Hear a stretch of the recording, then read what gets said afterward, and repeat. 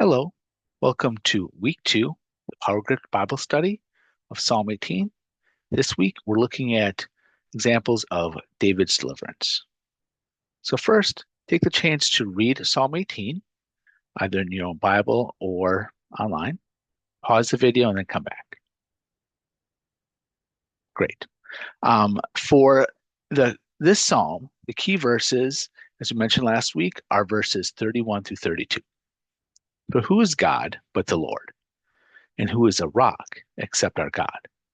The God who equipped me with strength and made my way blameless.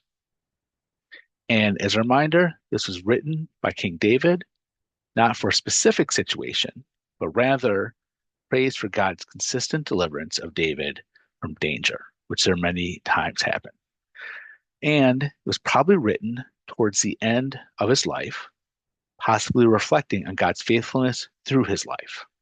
That's because it's very similar to 2 Samuel 22, written towards the end of his life.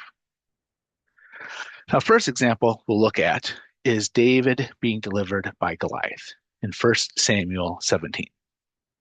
Goliath and the Philistines were defying God. David's response in verse 45 was, Then David said to the Philistine, You come to me with a sword and with a spear and with a javelin, but I come to you in the name of the Lord of hosts, the God of the armies of Israel, whom you have defied. It was God who defeated Goliath. David was just God's instrument. Next, we'll look at David being delivered from Saul in 1 Samuel 24.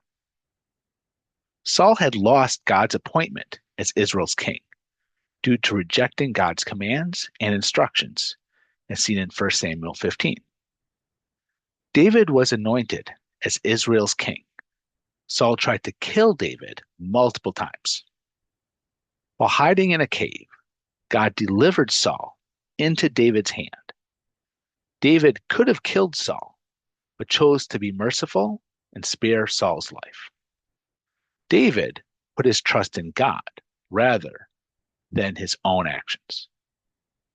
David said to Saul in verse 15, May the Lord therefore be judge and give sentence between me and you, and see to it and plead my cause and deliver me from your hand. And then a third example is delivery from Absalom in 2 Samuel 15 through 19. Now, King David at this point had committed both adultery and murder in 2 Samuel 11. One of his sons, Absalom, conspired a coup against David. David flees from Jerusalem.